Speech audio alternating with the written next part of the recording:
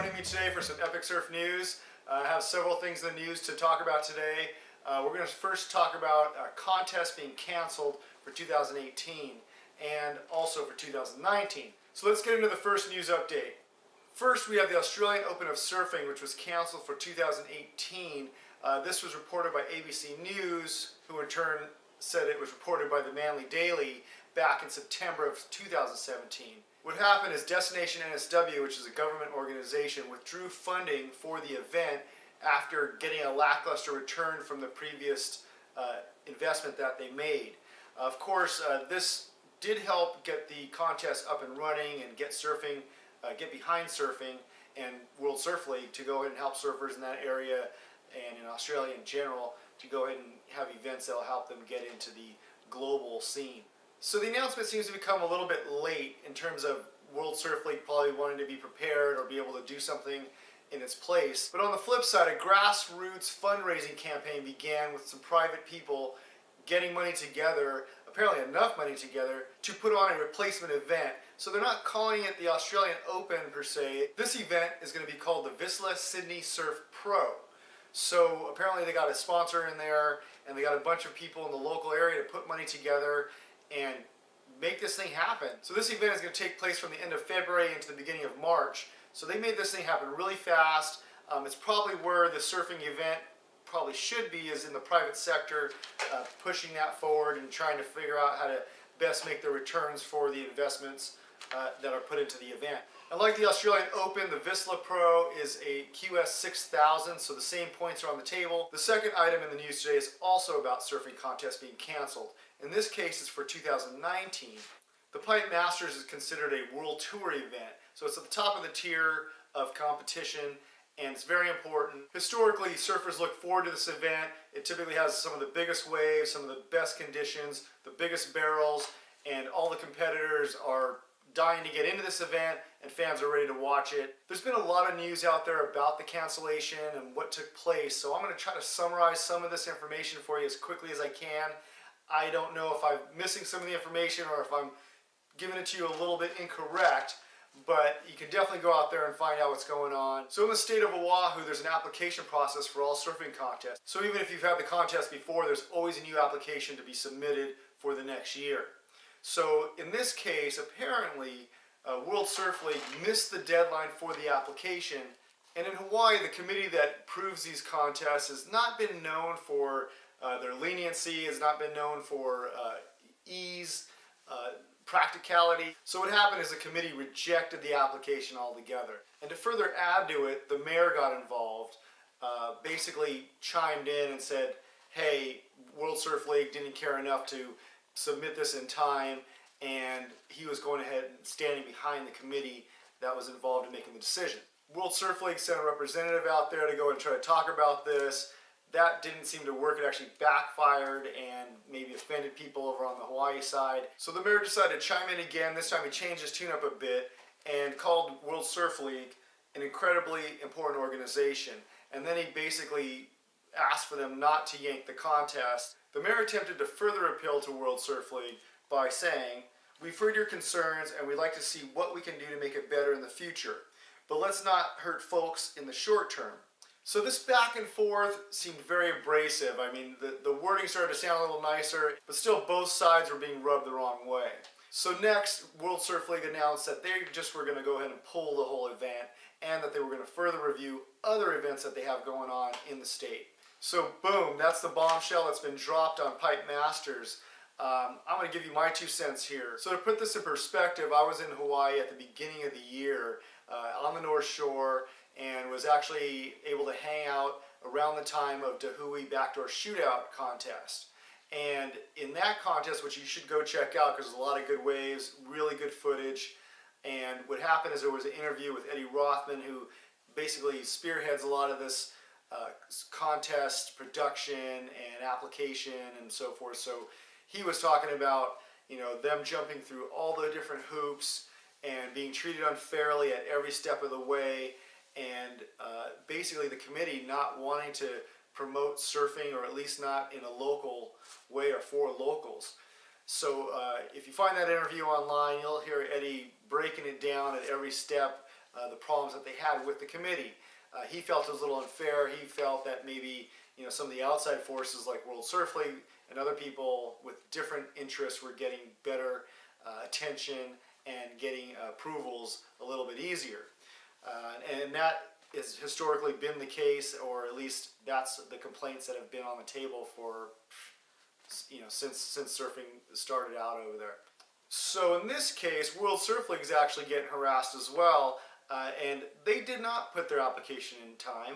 I don't know what happened there. I would have to say that World Surf League should own up to that. They're a big enough organization. This contest is important to them and to Hawaii, so I'm not sure why the team that's responsible for putting in these applications didn't put that forward. And I'm not taking sides with the committee or the mayor. At the same time, I think World Surf League and a lot of the surfers out there that are online complaining about the turnout of this thing and actually kind of complaining about the mayor and the committee and the state for not really accommodating this request. And to be fair, if this thing is a partnership that's been going on for a long time, the state of Hawaii is obviously involved with this and appreciating and putting time into this to get that tourism, to keep that tourism, and maybe to grow things over the course of time that's going to benefit the Hawaiian people, local businesses, and so forth.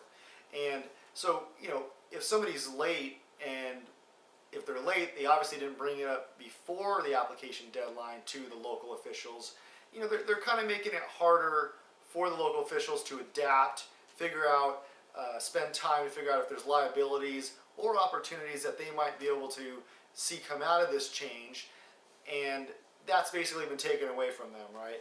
And then now with this delay and now this drama going back and forth, it just starts to seem like a lose-lose for everybody, because World Surf League has less time to do something about it if they decide to change their mind and get it back on the calendar. If they don't put it on the calendar, they're losing out on that event altogether. Maybe they feel more confident because of the wave pool and other avenues that they might be able to do something in. But it just seems like it's going to be hasty, rushed, and probably not the best decision. And on the other side of it, for Hawaii, at this point I can't see how they would be benefiting from this as well, because it's also costing local businesses, sponsors, marketing and advertising to be delayed or not be confident in putting money and time and effort towards things that either are directly related to the event or surround the event or support the people that would be coming to the event. Okay, so that wraps up all the drama related to canceled surfing contests and the politics of surfing. I'm going to get into the last item for this new segment, and that's going to be about eco-friendly surfboard materials. And so I have to admit that I personally converted over to epoxy surfboards a number of years ago. That particular change, my personal preference, was about the lightweight material. It was about the performance that the material at least provided for me and for others that I see out there surfing. And prior to that, I was riding polyboards, which are also not great for the environment, but the epoxy boards are even worse. So, kind of going the wrong direction there in terms of thinking about the environment and what is going to be the most sustainable option and high performance option as well. And all the while, there's been shapers and surfers that have been actually putting time into research and development and testing of eco-friendly materials. The problem is that years ago, a lot of those materials and end products just didn't seem like they were going to work for me or work for high performance surfing. A lot of that was my gut feeling just from seeing what the materials were about, reading about them, seeing what other people were able to do with them and how they were able to shape the materials. And I just didn't go there. And I have to say for myself, as well as I'm sure many other surfers out there, that these products, these eco-friendly products, weren't really available in a way that you could just go pick one up at the store or even put a request into a shaper who had the experience with that type of material or could work on that material. So, this has kind of been, to the side. It's been, about the people who have the extra time and resources and the riders that are willing to go in and work with them and make that happen. So a couple of days ago, I was getting my surfing fix on. cruising through Instagram, checking out posts, and I came across this post by Joel Tudor, and it was the picture was this nice board you see here, and it was, you know, the green and blue look, and the shape looked great. It looks like something that I would want to ride, and you can see here for yourself. I mean, this amazing blank here by Arctic Foam, it looks great, and basically these blanks are made from algae. So as I'm salivating, I say, hey man, I better chime in on this post and see what I can find out. So being curious, my first comment was, I hope it is as light as epoxy. Now Joel probably felt my sincerity, and he went ahead and replied, and I'm going to go ahead and read that reply to you right here. They've given me a couple now, the same weight as a regular blank. Recently I wrote a board glassed with burlap sack and epoxy resin. The green options are getting closer every year. So that input meant a lot to me. Joel Tudor rips, he rides a variety of surfboards. He surfs down here in San Diego, and he's had the chance to try these boards out and a variety of other options out there over the years. So if he's saying it's getting better, and I'm looking at this board looking like it looks like the right type of shapes and products and textures, I think we're hopefully getting closer to that point, and I hope I get the opportunity to try some of these materials out myself. So I went ahead and thanked Joel for his time and his reply to answer my questions. So I told Joe that I'm stoked that people are putting research and development into environmentally friendly options, and I hope it continues. So keep your eyes open for these materials. It probably wouldn't hurt to talk to your shaper and ask them if they have been working with any of these different options over the past years, or if they're looking forward to incorporating these options in the future. And maybe let them know about these algae blanks and some of these other options out there that are being talked about. I'd also like to recommend checking out Joel Tudor on Instagram. He's got an interesting feed. It's got some funny stuff, some serious stuff, sometimes there's some debates going back and forth, but it's definitely worth checking out.